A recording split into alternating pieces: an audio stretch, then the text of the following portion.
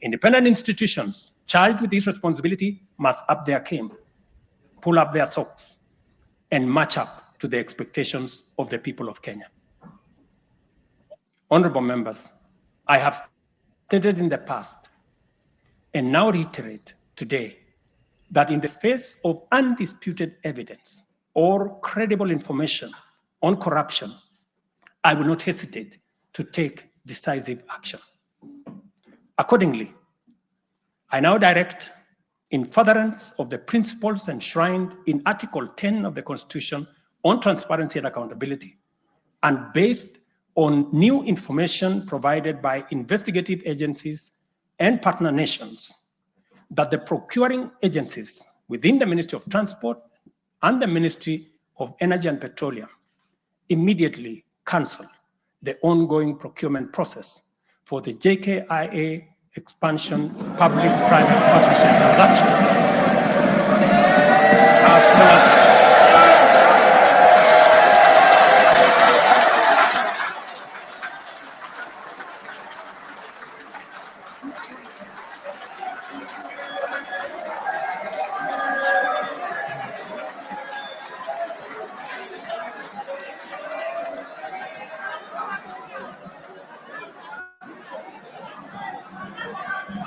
Let me repeat this for clarity. I have said that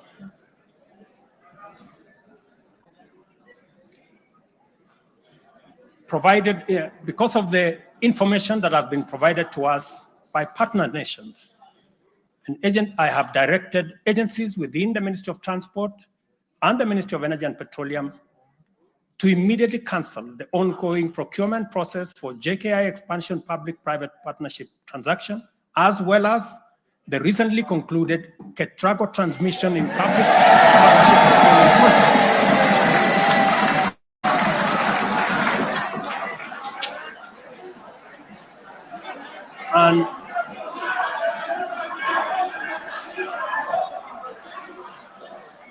And immediately commence the process of onboarding alternative partners, because these are important projects. Honorable members, the work of taking our nation forward is our collective responsibility as citizens. For this reason, we value the contribution of all, whether they come in the form of support or encouragement, suggestion or proposal, criticism or protest. I believe that the most powerful component of leadership is listening and learning. Therefore, I engage with you and listen to all citizens, their elected leaders, public officers, administrators, teachers, and other professionals, learners and the youth, farmers, fisherfolk, pastoralists, traders, craftsmen, artisans, nurses, doctors, community health promoters, and workers across all types of sectors in every sector. I listen too to religious leaders, the civil society, industrialists, entrepreneurs, and professionals. Their contributions and everyone else's have my full attention and commitment to respond through positive, affirmative action that takes the national transformation endeavor forward. I commit to continue listening and acting, to engage, debate, deliberate with you, and to take your input into consideration in serving our nation. By design, the bottom-up economic transformation agenda is defined by its capacity to elicit feedback in the course of implementation and incorporate the same in making improvements and further progress. With every input from stakeholders, our ability to drive progress increases. By listening to you and to every Kenyan, I am able to serve this nation better. As we take part in this necessary discourse, I want to make one thing very clear. I'm fully invested in the success of the strategies, policies, programs, and projects under our plan. For this reason, I am committed to do all it takes and work with every willing Kenyan until we succeed, because failure is not an option. Given the challenges our nation has faced, it has become clear, honorable members, that overcoming these obstacles requires the collective energy, the collective wisdom, ideas, and goodwill of Kenyans of all political, cultural persuasions, religious beliefs, and walks of life. The wisdom of entrenching national unity and inclusivity as a national value in our Constitution is clearly evident. Our diversity is our source of power. And this moment in the history of our nation calls for radical collaboration to transcend our challenges. We do not have the luxury of magnifying our differences. It is time for all of us to pull together and usher the nation into the future of our dreams. With this in mind, I initiated extensive consultations with leaders from across all divides, public and private. Through these engagements, we resolved to reimagine unity and inclusivity and harness the full potential of our nation through bipartisanship, which culminated in the formation of the broad-based cabinet. The imperative to accommodate the contribution of leaders across the aisle inspired us to constitute the broad-based government, a partnership based on shared purpose and premise on a commitment to bring our national values into action to turbocharge the implementation of the transformation of our nation. Being a farmer myself, transformation is like farming. A lot of resources are invested in plowing the land and planting the seeds, after which there is nothing to see for all the work except stretches of bare earth. Impatience might lead to anxiety and lamentation of the waste of effort in seed buried in the earth. However, after a brief wait, seedlings sprout, requiring close attention, weeding, and patient tending into the crop that will be ready for harvest. So is economic transformation. It requires hard work, investment of resources, patience, and faith. We have planted the seed, and all over the field, it is beginning to sprout. While admittedly, there remains much to fulfill, our collective hope to deliver the national economic transformation that this nation so dearly deserves is on course. I am proud to declare that we have also made undeniable progress in building on the strong foundation laid in previous years and getting the national development project off the ground.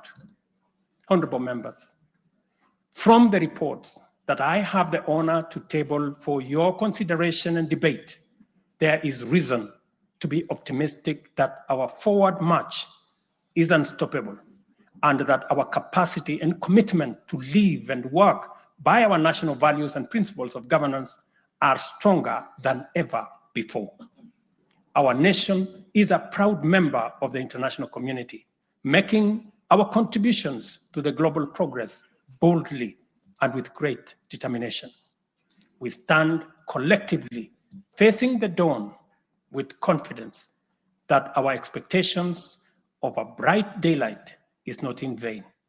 In summary, honorable members, and all fellow citizens, the state of our nation is resilient. And now, honorable speakers, it is my pleasure to submit to Parliament the following 3 reports as required by the Constitution. Number 1 is the report on all measures taken and progress achieved in the realization of national values. The second, report on progress made in fulfilling the international obligations of the Republic of Kenya. And the third, report on the state of our security. Now, therefore, I hand over the reports to the Speaker of the Senate and to the Speaker of the National Assembly. Thank you all. God bless you, and God bless Kenya.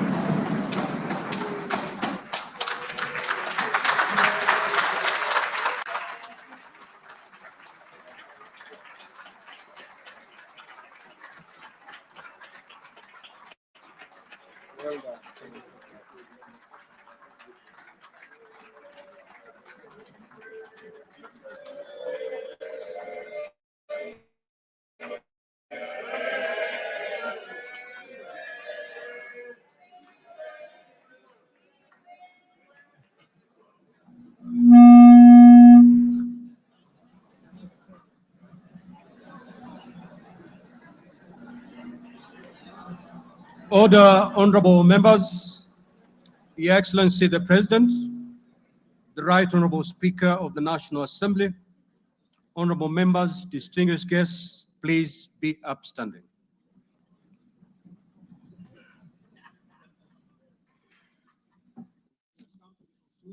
Business of the day, and it is now time to adjourn. The Senate stands adjourned until Tuesday, the 26th of November, 2024 at 2:30 p.m.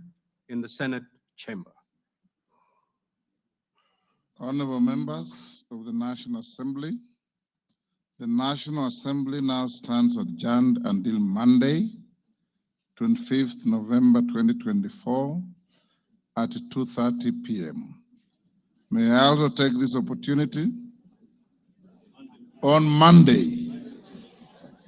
I repeat, the National Assembly stands adjourned until Monday, 25th November 2024 at 2:30 p.m.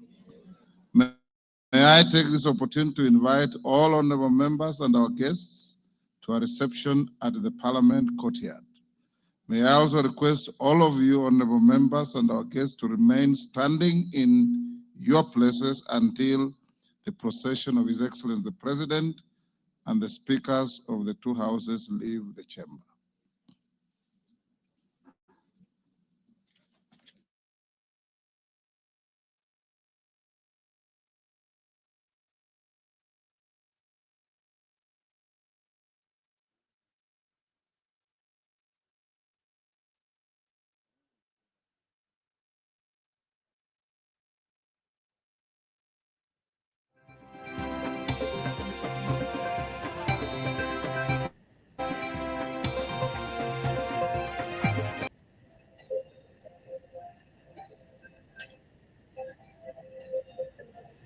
Yeah, ladies and gentlemen, brothers and sisters, friends and comrades, sorry for my messed up hair.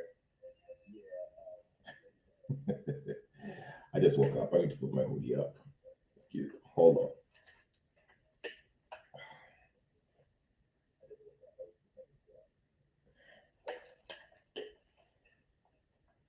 All right. All right. All right. First of all, I'll be brief here. I won't stay for long. I have so much stuff to do. Hold on, let me fix my thing.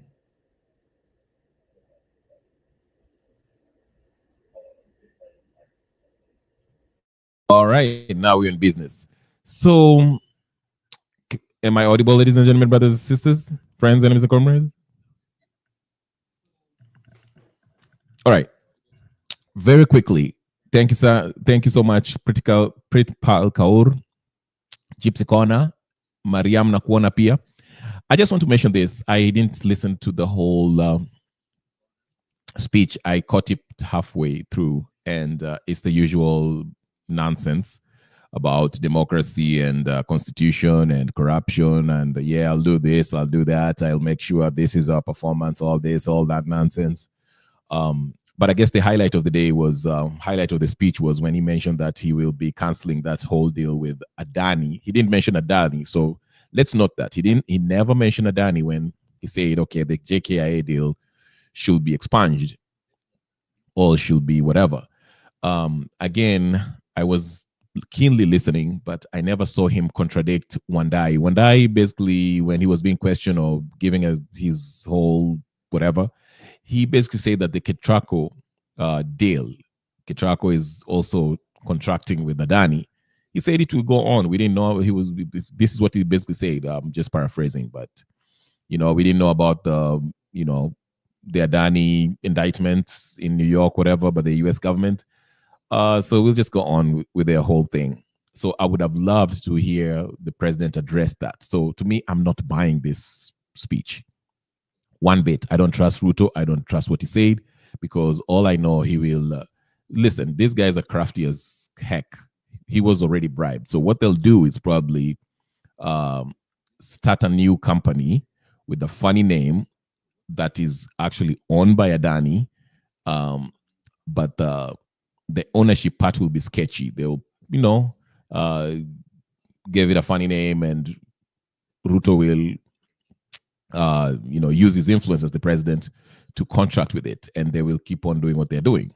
Okay, so I'm not buying this. Let's just go through what Wandai said and which really made me mad because as a given the news that came out, for those of you who've been living under the rock, the Adani owners and brothers or whatever the case is, they have been the feds came for them for corruption and other criminal activities that they're involved with. I mean, years ago, I had Australia kick them out because of the same things, bribes and stuff like that. And when Kenyans were raising these issues on Twitter and telling the government, do not contract with Adani, Adani is corrupt, they turned a blind eye. Chirchir came out and told us that they haven't seen anything that will make them, want to, stop the contract with Adani. They went through. So let's just listen to. Here's Wandai who was speaking earlier, I think, and he never, this is what really disturbed me about this whole thing. And I will get to Gypsy Corner's comment after this clip here. So let's get some context here, okay? All right, here it is. This is Wandai earlier, I believe. Okay, Wandai.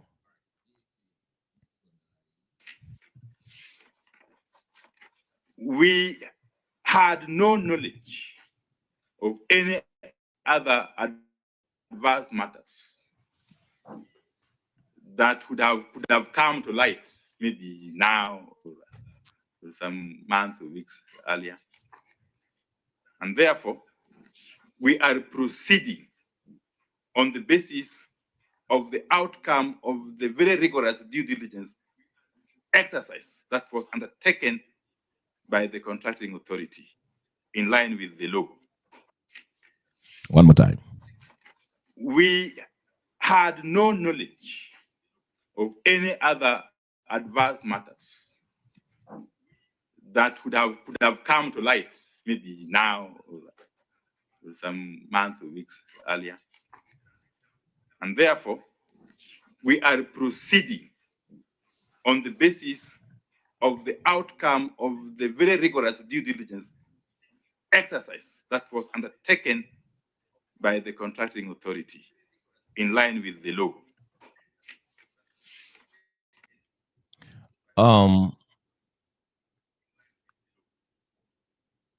That is a blatant lie from Wandai, saying that they had no knowledge, that they did their due diligence and everything seems okay. That's just a lie that Wandai should, I've been saying here, Wandai should be arrested. Wandai or P. Wandai is a criminal. He's a criminal. I don't know. Ruto's whole cabinet is a bunch of criminals. These are criminals, from Ruto himself to the janitor in State House, need to be arrested. All of them. These people are not to be trusted. How can you come in and tell us with a bold face, without batting an eyelid, facing the nation, telling them that we had no knowledge and that a due diligence was undertaken, and there was nothing that came up? I mean, all he had to do was type Adani scandals on YouTube. Even in India, where Adani comes from. They do not want Adani's company. They know about the corruption that happens there. Australia, Bangladesh. I mean, we can go on and on. Everywhere that Adani has been involved in, they've been accused of corruption and all sorts of things. So for this dunderhead to come on TV and tell the nation that, oh, we had no knowledge of prior cases of whatever. I mean, how many times did Martha Karua and Stephen Msioka posted clips about Adani controversial dealings in other countries? How many Twitter clips? And that relates to what my very good friend here, Gypsy Corner, is tweeting, saying, remember, at the beginning of the year, Adani brothers say that most Kenyan politicians will answer in courts if the deals don't go through because they already took the money, two being Ruto and Raila. Absolutely. If you see these people, these characters going on TV and trying to convince Kenyans, in spite of all these accusations, in spite of all the video clips that Kenyans were putting forward, exposing Adani, saying Adani does not have a good record as far as graft is concerned, even in delivery. Why were they still pushing through with this Adani deal? It is because they were paid. It makes sense now.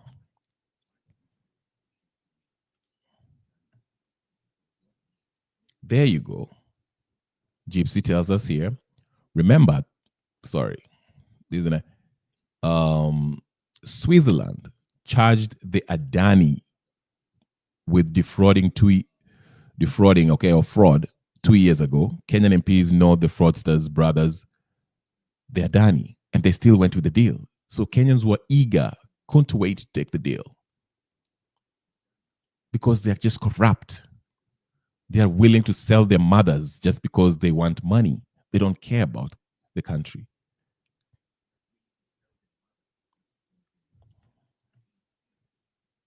Tony Owiti says,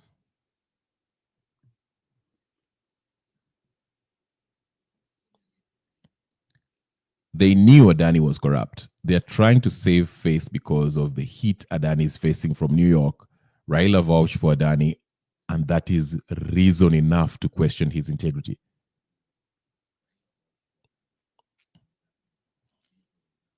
Raila's integrity was gone long time ago. Long time ago. This is not the first time.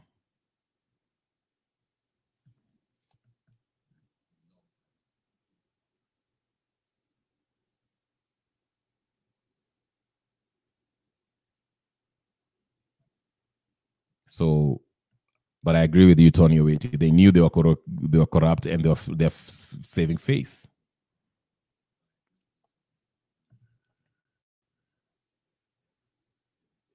This is ridiculous. Wandai,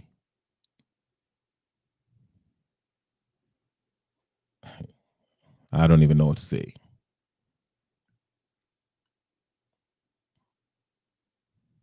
These people need to be arrested. Here it is. I wonder what impact that will make with somebody should question Raila Odinga in his candidacy for AUC chair position. Someone should go ask him, hey, you told us, you held a press conference and told us that Adani was a good company. Adani was a good company. What's up with the news? But clearly a stock we're watching closely. Billionaire Gautam Adani and 7 other senior executives indicted by the Justice Department in connection with a scheme to pay hundreds of millions of dollars in bribes to Indian government officials to access solar energy contracts and efforts to conceal bribery schemes from U.S. investors. Now, fraud accusations first came to light from short seller Hindenburg Research, which sent the stock in a free fall. Since then, it has rebounded. We're watching Adani Enterprises here in overtime, but clearly a stock we're watching closely. Billionaire Gautam Adani and 7 other senior executives All indicted right. by the Justice I have Mabry here. Department in connection with a scheme to pay hundreds of Mabry, millions of karibu. dollars in bribes.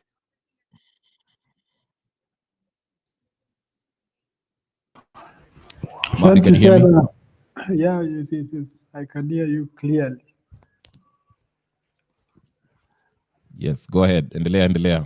Ruto ametuambia ata stop corruption, kutakuwa na performance sijui nini, the usual nonsense that he usually says. So he's promising us heaven, corruption itaisha, watu watashikwa, blah blah blah blah blah. Endelea. Sina shida na Ruto, niko na shida na mwenye anamwamini.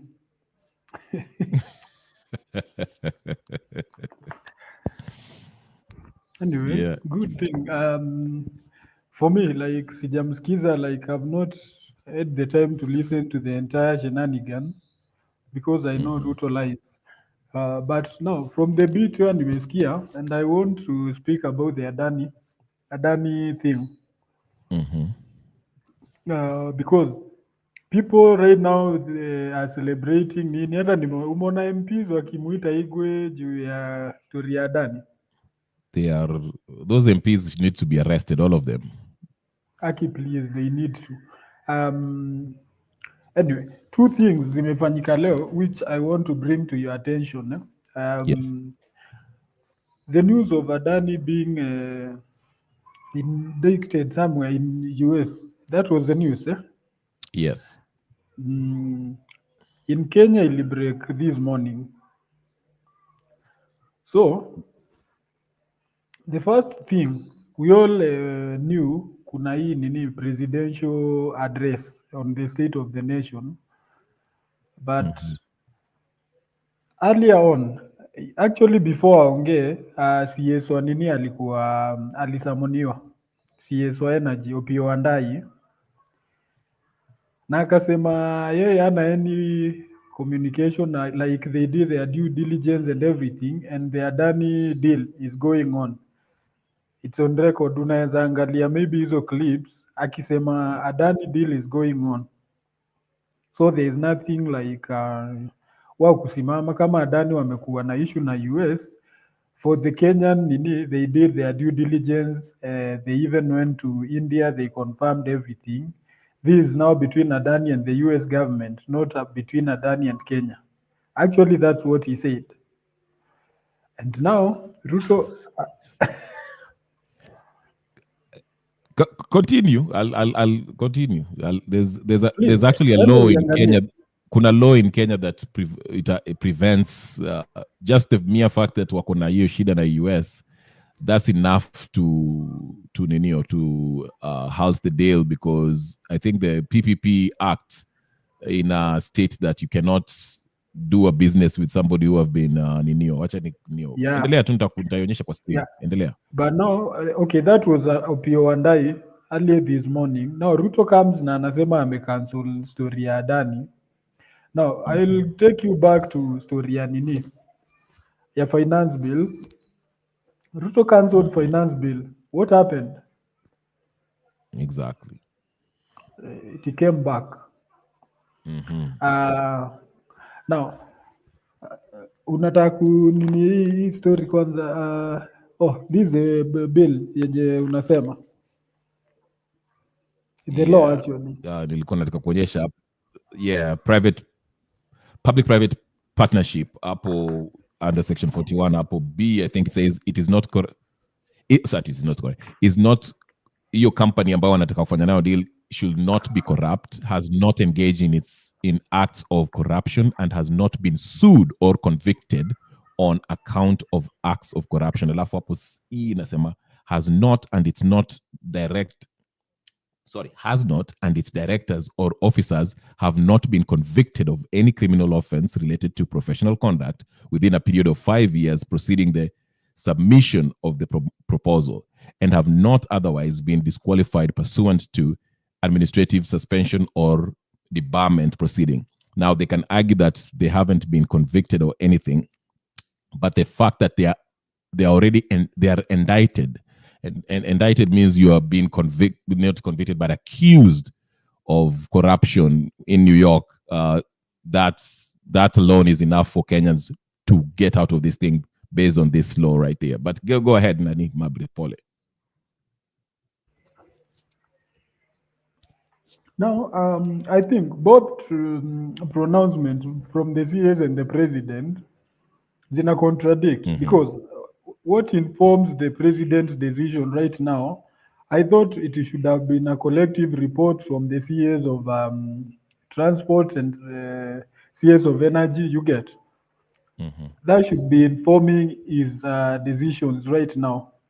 For him coming in nini na kusema ati I'm cancelling this, you know, inafaa kuraise eyebrows. Either Ruto askizagi ama is not in the same page na Opiyo and I. Now, the other thing, when we talk of doing due diligence, history ya Adani na US, si ati US wameamka leo wakasema ati Adani you are wrong nini, we accuse you. There have been ongoing cases and actually hii story I remember we covered it, ilikuwa 2022 whereby nini zao they were accused of manipulating their stock. And there have been cases ongoing until today. Now the US nini court ime pronounce their stand. Ruto comes to tell us walikuwa ifanya due diligence. Kwani hata ChatGPT ukiandika tu Adani nini cases itakuletea tu.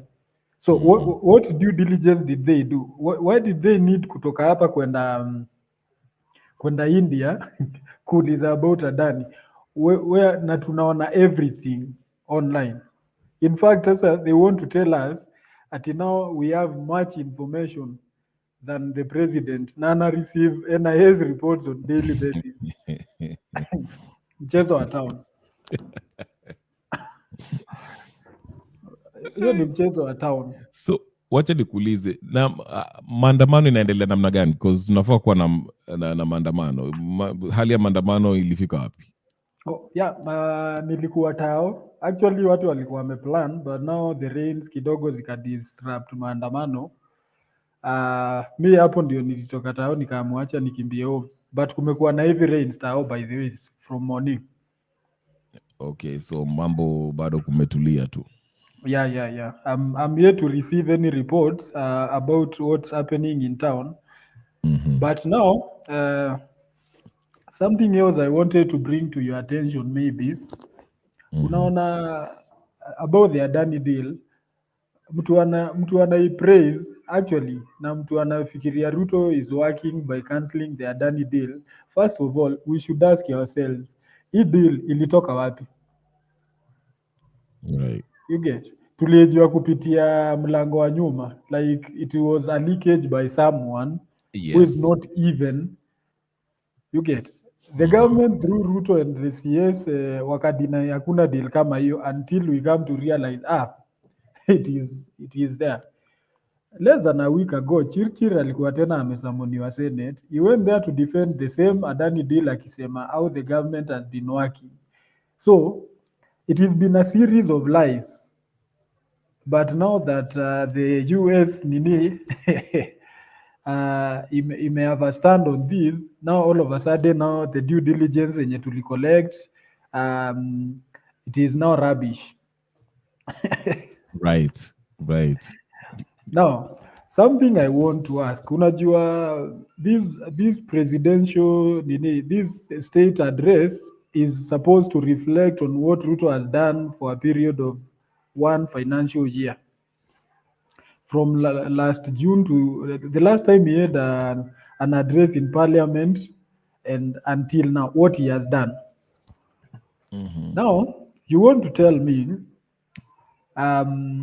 ulituletea Adani, utupigane, like ushaiona kurushiwa kipindi. Mpigane, muongee, then I cancel it. So in an entire year, he's done nothing in that sector. Right. We need to look at things as they are.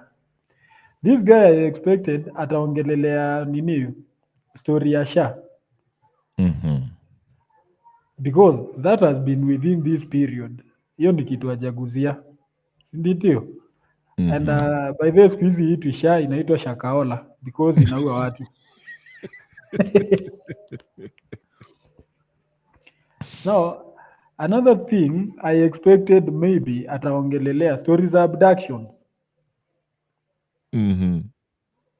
Has he said anything? And there's something interesting maybe people might be missing. Unaona ile time ya maandamano ya Gen Z. Mhm. Unakumbuka kuna makarao tu walikuwa nakam wamejifunika macho, they come they shoot people, then there was some allegations that they come from Uganda. You remember? Because Yes. apparently Kenyan police walikuwa wamekataa kushoot watu wao. Mhm. There is this Ugandan opposition nini aitwa Obasanjo ama ni Basige or something. Basige ule eh, amekuwa abducted alikuwa Nairobi or something. imagine aliabductiwa Nairobi Mhm. na akaenda kuchajiwa Uganda Mhm. on allegation ati alikuwa na two nini illegal firearms. Oh my goodness. Yeah, so jiulize, this guy came all the way to Nairobi using JKIA, wakamclear because alikuwa na attend book launch ya nani Martha ya Karua. Martha Karua. Mm. Then anashikiwa Kenya, of which we have our own laws. By any chance huu mtu angekuwa na illegal firearms angechajiwa Kenya in a Kenyan court for holding illegal firearms in our country. Mhm. But by the fact that alitransportiwa, kwanza alipotea, then kidogo akafikishwa nini mahakamani huko. Mhm. What does that tell you? As a nation tuko fucked up, inamaanisha hata hizi abduction. Now the CS asubuhi akiongea, listen to whatever alikuwa anasema kwa media akiongelelea history ya visa. Now that we are using I guess one visa, like mtu anaweza toka Uganda ingie Kenya, unaweza toka Kenya in the, you know, within the East Africa, no? Ati Mhm. they cannot tell mtu anaingia Kenya anakuja kufanya activities gani? Then I'm like, kama huo ni opposition leader wa country ingine mwenye anashikwa, Mhm. what of a Kenyan mwananchi, like a normal as Kenyan citizen, are we safe? No, we are not.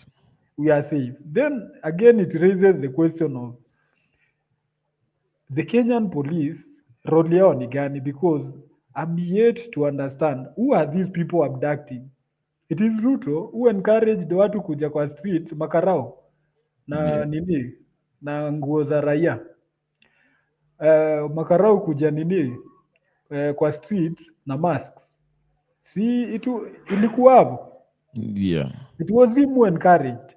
So, Mhm. yeye nakwambia whatever is happening it is of his own making, of which wezi niambia karao mwenye anajua kitu anataka kufanya, like if I want to arrest you, if I'm a police officer, why should I need to wear a mask unless I'm protecting something with intent to harm?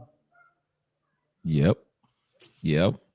See, according to Martha Karua anatuambia reports ambayo yeye anapata, hao watu wanachinja watu na wana detain watu. It's a group of mercenaries from other countries, most likely Uganda, na top military officials from one tribe, most likely Ruto's tribe, ambao wameformi hii group ambao unaona wanajifunga macho na wanaattack watu, wanaabduct watu and they take them to different places. And I say this, hii ni tactic ambayo ilikuwa inatumiwa na CIA in South America kitambo. You know, walikuwa na hizi group murder squads or whatever the case is, whether it was in Guatemala or Chile. They used to do this. Henry Kissinger alikuwa anatuma pesa, anatuma dona, wanafanya hizi kwa streets, wanahaya watu, military officers. So opposition ikianza kuleta motomoto to speak against the puppet government of the day, wanakuja wanachotwa, they wanna disappear, or wanakuwa tortured or something like that. So the same playbook iko hapa. But Ruto's government, I'd say it's not as strong as we might think. ndio maana unaona hii maandamano wanataka they are trying everything. Hata hii mvua mi nafikiri it's so funny, Mabri. It's so funny that I was listening to mama Mumbai or something, mama Mumbai ati Mumbai I forgot to mama uitwa nani who wanna make videos. Alikuwa nasema jana before the rain kulikuwa joto wengine kali sana. Okay? And then today the day for maandamano mvua ndio hiyo inanyesha. So, and we all know about nini, unajua unaweza kumanipulate weather saizi. I mean, there's basically, you can manipulate weather. Unaona vile watu wa Saudi Arabia, UAE walikuwa na manipulate weather where they can cause, wanna shoot, was it ions or whatever the case is, to the atmosphere ambayo inafanya mawingu inakusanyika alafu mvua inanyesha. So, these are things that can be done. I mean, you can basically, whether it's snow or, this is something that, inaitwaje, weather something, okay? So ndio maana watu wanajiuliza, what a coincidence, siku ile watu wamepanga kwenda maandamano ndio saa mvua inaanza kunyesha hivi. So these people are scared of nini, wanagopa hii maandamano because wamejua ile maandamano itakuwa successful the next time ya occupy parliament might result to kutoa Ruto. So go ahead. Say we don't want to occupy parliament, we just want to occupy our nation. Because tumeona tukiachia the MPs, they are not making decisions which are popular to us, or rather which favor the mwananchi. They wana favor mifuko yao, the president as well. Now umesema kitu very important, at Ruto's government is not as strong as we think. I've been saying that all this time. Like, Ruto's government has never been strong. Ni vile tunauziwa a fear, you get? Or rather, there is that narrative that this guy is a dictator. I'll tell you something. Inafaka up Ruto sahi and people cannot see it. Unaona hii kiti ya nini? CS of Interior. Right now is regretting kuchuja nani hapo. It is the worst time. Actually, hata angetafuta another candidate. Nani ni CS wa Interior saizi? By the way. Hakuna, bado haja appoint. The seat is still vacant. Ilikuwa ya nani before? Kindiki. Okay, yes. Yeye ameenda kwa vice president or deputy president. Okay, yeah. Now, there's a lot of internal fights which you cannot see. Ndio unaona Ruto, I'll give you 3 scenarios zenye zinaonyesha is not in communication with these people, ama there is maybe mahali kuna some barrier. One, you remember the bishop's attack when it was not an attack, the bishop's statement. Who was supposed to respond to that? State House, whatever, State communication, House, weather. At weather. That is, the government spokesman, who is Mwaura. Mwaura sinasikia wamemtoa WhatsApp group. Exactly. Now, this is what happened. The next day, we see the people responding right now. It is the likes of Sholei, Murkomen, and Sudi. Those are people from one community. Yeah. Now, the reason why you saw the news of Mwaura being removed from WhatsApp groups and everything, it is because he's being accused of not being able to communicate. Like on that issue of bishops, he did not issue a statement. He waited for individual ministries to speak. So that's one thing inaonyesha Ruto at some point ako cornered. Yes. Ya pili sini ya leo whereby Wandai speaks this. And he's speaking a different one. I expected, as a president, he should have called a cabinet meeting this morning. You get. Then after that, he proceeds to parliament. But now, once he is here being interviewed by the Senate, I don't know where are the rest, but it shows at least there's some fallout. Now, with this seat of Interior, you saw Junet Mohammed and the ODM people, the likes of Kaluma, they are saying like we deserve that seat. Now, you in your right mind as a president, why would you give the most powerful seat? Because if you ask me, between the cabinet secretary of interior and the vice presidency, the CS of interior is a bit powerful. If you control okay. that, okay, because look at the aspect of security, like during Maandamano, if you give this seat to Junet, and then Baba fails the AU, and Junet says, we take over the government, is the CS of interior, and at that point, he'll be commanding forces. You cannot risk to do that. Now, ODM are demanding, if you don't give us that, you impeach the Speaker of the National Assembly, you give us that. Wow. So umeona mahali shida iko. Shida iko, lakini mtu yoyote naingia kwa hii serikali ya Ruto anajinyonga kisiasa, because this is a sinking ship and it's sinking very fast. I mean, this Adani story itaenda for the next 1 week, for the rest of the weekend mpaka next Monday. Sijui Monday kisanga gani itakuja tena, but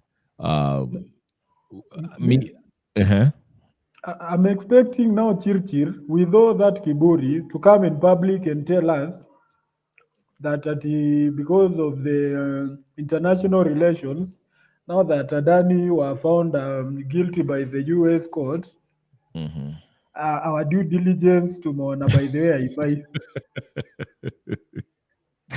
na nani pia kuja to a statement, Raila ako Benin saizi, sijui Exactly.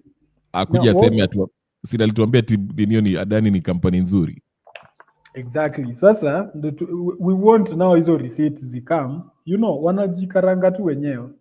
And now these guys speaks ati naona watu wakisema Ruto amecancel Adani. I'll credit Kenyans for this because number one, it was a Kenyan who revealed to us about Adani. It was not an MP, it was not a CS. Yeah. When they were busy denying, akatoa receipts. Now, no. Kenyans, yeah, it was the same Kenyans wenye tulienda kotini. You get? The backup ya LSK ikakam, and now other interested parties. Purely, uliona ile virtual proceeding ya court about Adani. Kenyans tuliingia hapo tukasema Adani must go. Yeah. So for you to credit Ruto for cancelling that deal, by the way, you are very confused. Right. I'm sorry to say. Ni wa Kenya. Yes. Ruto was for it because it is evident. Everyone in the government was for it. Kwa walishalipa. Sina nasemekana Ruto ndio Adani ndio ilimlipia ile private jet ya kwenda US. Wacha arudishe hiyo pesa. So kitu naona vile tu nimesema it's funny how because one thing we have to ask ourselves is why is Wandai saying one thing and Ruto saying another thing? If there's no communication between those two people, that's a problem. But what I suspect is this: internally, Ruto and his cohorts around your executive branch of his government, hao wameamua wataendelea na hizo stories za Adani, whether it's Ketrako and all this nonsense, hata kama ni JKIA. But in public, Ruto atatoka atasema, based on the news that we've heard kwa ninio, because he knows that's what's trending right now in Kenya, Adani being indicted in the US. So he'll come out in public and say your story ishe, but atafanya tu vile ulikuwa nasema. And this the very example we were using ya finance bill. What happened to finance bill? Sina alikuja reshuffle akora alafu atakuwa alafu akasema ati nimesikia there's voices of the people, I've heard your voices, lakini akaileta tena kwa njia ingine ya ujanja. And I think that's the same thing he will do. amekuja in public atasema okay, I've heard these voices of the church members. Ukitaka kujua ni muongo vile, when these church members came out, the Catholic Church, and spoke against him, if he was honest, angesema hapo aseme okay, after they've spoken aseme okay, I've heard your ninio, I'll respond accordingly. Lakini alianza kuwapinga first. Yes. Alafu akaona hiyo kuwapinga is creating more backlash. Alafu sasa ndiye akaanza kujifanya ati okay, nimesikia maninio yenu sijui nini. So you see, so ameona hapo news, it's trending right now, Adani na kuwa indicted. So what he'll do, wataenda kuform ka company fulani. And I think at some point, Kenyans, he knew Kenyans are expecting him to speak on the matter. Yes. So you feed Kenyans what they want to hear. Exactly. And the idiots, those parliamentarians who naona vile wanapiga makelele, wanashangilia. That's why ndio maana nakwambia their intention, the real intention, in my opinion, is what Wandai was telling us, which is tutaendelea mbele. Because Wandai amesema nini? You know, it was shocking. If I was there, I could have stoned him. Wandai is saying ati hii kitu tulifanya due diligence yetu, hatukuona kitu mbaya, so sisi tutaendelea tu mbele na hiyo. Na hiyo shida ni ya US or whatever the case is, so we shall just go on with it, regardless of the news that is heard. Maybe he hasn't read the PPP Act, which he needs to read again, that part that has been highlighted. But it was shocking for Wandai to say that ati hiyo iendelee tu. Senior kesi inaendelea na nani? Na Gachoka na wengine. When is it going? Is it January or December? Somewhere. I think it's somewhere in January. Yeah, I think it's January 23rd. There's so many cases going in January. Kuna January ya hiyo kesi ya Adani, na kuna January ya Gachagua. Kuna hii January na kuna mambo mingi hii January. There has also been a petition. Mm-hmm. I think imekuwa somewhere Feb to recall Ruto as a president. Like, we elected you to work for us, but so far decisions we make, 90% they are not in favor of Kenyans. And they are unconstitutional. Yes. Yeah, but I don't have a lot of hope with the judiciary we have. You just know, in fact, Koome has been, hiyo pia imeletwa, kuna kesi nyingine. The head of LSK is accusing JSC, Justice what commission? Naitwaje? Justice Service Commission, something like that, which is headed by Koome, basically, for, what was it? I think it's mambo ya corruption pia. The petition has just been made, was it today or yesterday? I just saw it on the news. So, I mean, the justice, the judiciary is also tainted. So that's why I'm saying hii mambo ya kupeleka Ruto kujaribu kumtoa kwa ninio kuimpeach, it's not going to work. All the arms of government are compromised. But you know, as much as we know it's not going to work, at some point it's a way of kuchanua wananchi. You get? We know it's not working, but the idea of this can be done. You get? It's like more of what the Gen Z did. We were in that aspect of under this government you cannot ashachukua Raila hata mwezi andamana, but the Gen Z, by the virtue of them presenting the idea to wananchi, saa hii umeona ni institutions ngapi zinaandamana without even having to be called out by the politicians. Yeah, but to be fair to those institutions, these institutions, to be fair, they were mandamanaing even before ODM. But go ahead. Yeah, but you get there have been a lot of people wenye wamekuwa wakijua for maandamano to happen in Kenya lazima ikuwe communicated by 1, 2, 3. Now you also saw for the first time by then nimeona all religious leaders wameunite from Muslim community. Juzi I saw ABC bishops wakisema they are going to call upon nationwide prayers yeah, hata Wakorino wametokezea leo to cast this government if they don't change. Yeah. So you see, as much as we know it's against the biblical aspect to wish someone ill, but it is like you are directly communicating to that person, umwonyeshe tumekasirika. We can even go to this extent. So mimi, I'm open to the ideas. And juzi unakumbuka nikikwambia peace in this nation inapea gava stress more than anyone else. You see mahali wako sahi. Yeah. Because pastors wanatokea wanaishi tu their peaceful statements. Inakoroga kukoroga, you get? Yeah. Mwanzo hao mapasta wamemtetesha sana. Endelea. Yes, he needs to. Na you know, right now anajua akijaribu because it is very possible ataleta hii debate ya religious leaders na political leaders, you know, focus on religion, spiritual matters and nini. But now he knows because I've detected that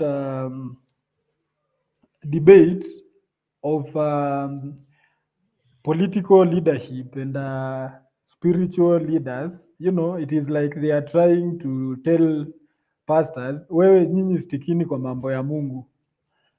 But he knows if he harmonizes that tune, he's done. Because this guy came in 2022 na story ya Asla, maasla walikuwa wengi. So it was easier to buy to his narrative. Now, akijaribu kugo against any religion, and I'm telling you, I think 80% of Kenyans are religious, whether Muslim, Christians, and other denominations. So this guy is done, and I'm telling you, kitu itapitisha huyu jamaa 2027. Kitu itampitisha by the way ni miujiza kutoka kwa shetani, because hata ya Mungu haezi pata. Miujiza kutoka kwa shetani. Juu ya Mungu haezi pata. Hey, ati miujiza kutoka kwa shetani. Sijasikia hizo miujiza. No, I'm just saying like it is like second to impossible. Yeah. I mean, I get, I understood you say Because hata ukiangalia being in this nation right now, unaona vitu wanafanya and juzi umeona wakidiscuss nini za Morara Kebaso, all parliament. This guy anatuonyesha mahali pesa ya corruption inaenda and parliamentarians go and discuss how he should be audited.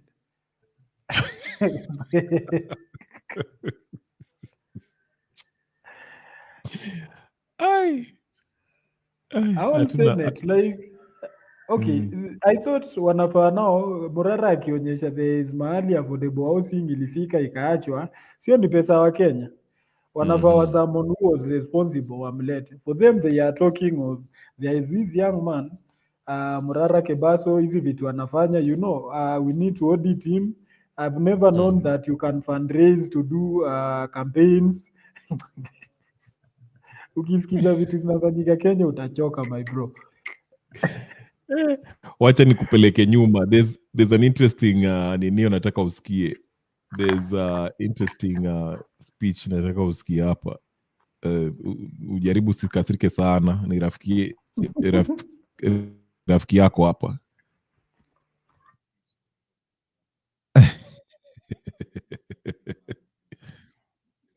I have a chance to interact with the PPP proposals in question. It is my duty to state what I know about them. When I was the Prime Minister of Kenya, I was introduced to the company and its activities by the Prime Minister Narendra Modi, when he was then the Chief Minister of the state of Gujarat. Indeed, Prime Minister Modi organized for a Kenya government mission to visit Gujarat, and I had the opportunity to visit this company's infrastructure projects in that state that included a port, a power plant, a railway line, and an airstrip developed out of what was a swamp donated by the government of India. I'm talking about a Adani group of companies. I also visited the city of Mumbai to see the electricity projects set up by the company, where it serves over 13 million consumer meters in metropolitan Mumbai and the industrial hub of Mundra Special Economic Zone. Adani Energy Solution Limited has a cumulative transmission network of 21,783 circuit kilometers of power transmission lines and 61,687 megavolts ampere transmission capacity. The company owns more than energy infrastructure than Kenya, Uganda, and Tanzania combined. And I'm only saying that there need to be transparency in dealing with these issues. Otherwise, you're likely to try to condemn very reputable companies. As we see stories like Adani did. Adani corporate is worth over $200 billion. It cannot be an Adani gate. It's worth more than $200 billion. They cannot be a Danigate. A Danigate Gani. They have money.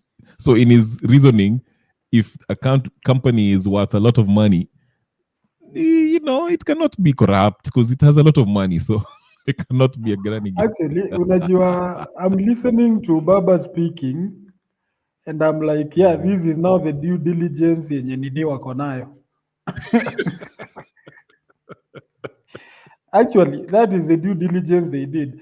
Kuna kitu Baba amekuambia yenye ujui.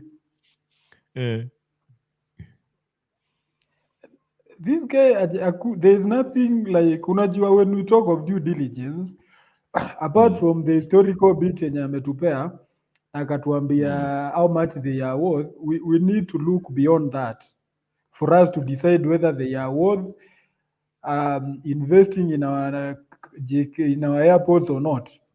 But no, you can't come here and I tell you, I'm Brian Mabry.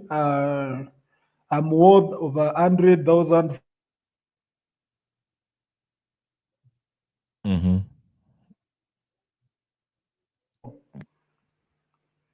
Nini mbaya na we lost you. Sorry, mnanipata sasa? Ulikuwa nasema, yeah, your Mabry, you're worth more than... Oh, yeah, I was saying, like, I cannot just come and tell you, my name is Mabry, and I'm worth over 1,000 followers. Now give me, I want to come to your channel, I take over. Wewe unajua vile umesumbuka, I should also tell you my weaknesses, my strengths, because what is called SWOT analysis should inform the due diligence. But now, wewe unakuja hapo unatuambia they did this, and now Raila is good at mentioning name. Gautama Adani, Narendra Modi, you get? Yeah. Ndio to feel he has that way of speaking names. Hata ukimsikia sometimes akiongea, he will always pull back some names za wale wazee walikuwa kitambo, hata wengine walikufa. My father did this. He has that way, nini. But that should not inform us to give Adani our airport. No, right. Kuna kitu important umesema, and that is my biggest fear. Watanyamazisha hii story hapa juu, like they speak in public, but now chini ya maji we had the intelligence that Adani washaanza kuassume operations in airport zitasimama right now. Probably not. Who will refund the investment? Because by Ruto's pronunciation, it renders everything illegal yenye washaifanya hapa Kenya. Nani atawalipa? Yeah. Now, another alternative which naona ikifanyika, because in Ruto's speech amesema Adani deal will be cancelled and will explore other options. Wanaweza amua kugo the nani way anaitwa Uhuru. Let me bring our former president hapa. Watengenezea pseudo company you operate under nini Adani, it will be the Yes. same thing, but now wataanza kutuambia these are local nini kwa some funny guys here wenye hata they are not worth the money na wapeane. Yeah. And I suspect that's what will happen because walishachukua hongo, so giving back that hiyo pesa mingi, especially if they have spent it already, itakuwa ngumu. Me I feel like everything washa set up. It was because the mention of Adani sparks a lot of nini in public agitation Resentment. and resentment. Like Ruto would not be so stupid to go on with the project. I feel like alikuwa ashaanza hizi mikakati and he was very strategic. So perhaps his decision is not informed by the US findings. Hizi ni michezo za town walikuwa washaamua.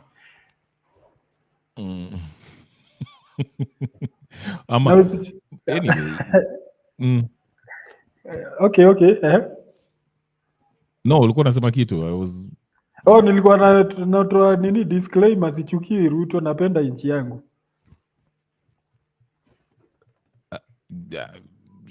Yeah, okay. sina kuongeza. sita comment hapo, but yeah, Ruto vile tu umesema, we'll just see how it plays out. Anyway, sijui niongeze nini, but anyway, there's a lot of news, what people are reacting. Naona nani wakina Martha Karua hapo wanaandika kitu, Kalonzo pia na express hizi maneno, so just another news ambayo niliona before we go to, kabla tujatoka Adani. I mean, it's not Adani related, but niliona rafiki yetu alishambuliwa. Unajua yeye ndiye aliamua kusema kweli, alafu akaanza kumshambulia. Sijui kama uliona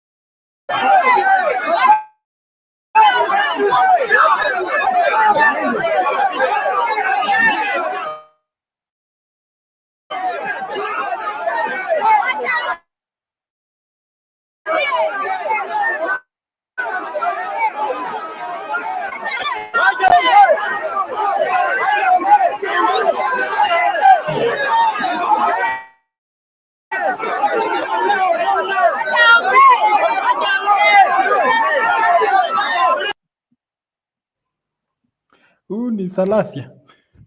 Hapa ni nani? So huyo ni Peter Selassie. Selassie ni kama he's now used to his Royal Rumble kind of fights. Every time he wants to speak, I remember when alislap mtu, ilikuwa nani alislap? Some MCA somewhere. But anyway, this attack was due to matamshi yake ambayo alitoa ya Raila Odinga. Vile alikuwa anasema Raila wache kusema mambo ya CDF na ametuma ma MPs wake to help Ruto and all that. So alikuwa anaongea mahali alafu akavamiwa. So but wananchi walikuwa na yeye, walisema wacheni aongee, he has to speak, he has the right to speak. Hata nikuambie kitu, I think that shows you the true image of Baba. Actually, that's how Baba operates. Ukiongea against Baba, yeye hutuma goons. I'll give you an example. Unakumbuka Kalonzo? Just the other day Kalonzo akienda kuissue statement before hii juzi na nini Nairobi, hii ndio Baba afanye hii nini broad based government after maandamano tu. They were going to issue a statement. Goons wakatokea wakasema ongea. In fact, akanyang'anywa mic na wakaoccupy the place. You remember? Nilikuwa nafikiri hiyo ilifanyika Kisumu. Yes, it was after ninio. No, it was Nairobi. It was in Nairobi, eh? Yes, it was in Nairobi. Okay. Mm-hmm. Now, Baba has always been operating that way. Like, you speak against him na anatumao guns wake. You get? Mm-hmm. Na that should not intimidate anyone. Hata nikwambie, Salasia has a right. Na sikufichi, the way that guy spoke, nilikubaliana naye 100%. Yeah. Because hata wewe nikuulize, why would you speak against what you are supporting? Mm-hmm. The Baba we know unafikiria, anyway, although the Baba we know amekuwa tu conman, but during that conmanship image, do you think angesupport stories za Adani? Baba angesupport kama hangekuwa conman hangesupport, but ni conman. No, bado angesupport, tungeenda kwa streets because anataka kugain popularity nini, you get? Oh yeah, kama angekuwa broad based government. Yes, you're right. Yeah. But now for Baba to attack someone like Salasia, it shows the level of intimidation amego. Babu Owino, umeona Babu ameanza kutisha kukamna new party. Watch it. He is the next Amekuja target. mtu akisema ati ameform a new party. Is it true? No. Aliint. Alisema nini? Alipost alipost picture, apost ya 2027 and then caption yake ilikuwa 2027 kutakuwa kubaya. I think so. But now kitu inasemekana it is a new party. You know, si unajuaga the normal colors za ODM. For him ilikuwa some sky blue color. Alafu the icon ya party ilikuwa hii mkono ukuwa ya inakuwaga human rights, then chini imeandikwa TBIM. Wow. So people started thinking, or rather speculating, ameform a new party. But then me, I'm well informed of the fact that he's been looking for a new party. You know, I have like evidence, although hapa kunaweza kuwa watu wa Baba waenda wamwambie kijana. But anyway, it is there. Siashatishia anyway.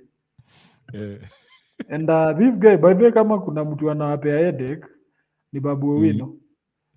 By the way, Babu Owino akitoka ODM, I think ODM itakuwa ina youth. Good. Because I think the young people, they're hanging on ODM kwa sababu ya Babu Owino. Exactly. You remember, we had this conversation here. Tukiulizana Babu Owino akitoka ODM, atakuwa na life. Nikakwambia Babu Owino has a future beyond ODM. And then there was another guy, sijui ilikuwa, I think Kip, akisema ati nani akitoka ODM ataisha. You remember? Yeah. I think right now mnaona ground imeanza kuwa line proper. Ina This shift. guy wanamuita mahali, hawataki kumpea chance. Wananchi ndio wana demand. Yeah. It will be interesting. This is an interesting comment hapa ya Chief Negus anasema, and now there's potentially a new scandal loading. Kenya National Museums of Kenya might end up handing over all our precious historical artifacts and fossils to the Smithsonian. That will be a tragedy. I will look to it, maybe. Yeah. Mm-hmm. Yeah, but it's a good information worth. Ama kwani Ruto ameonekana museum? Unajua huyu mtu ukimwona mahali unajua eti inaenda. Ruto ukimwona kwa nyumba yako ujue nyumba yako karibu kuuzwa. Wache, wewe unajua alitembelea Nairobi National Park. The other time nikasikia fisi zinauma watu Thika Road. Nikashangaa zilikuwa zinaenda wapi.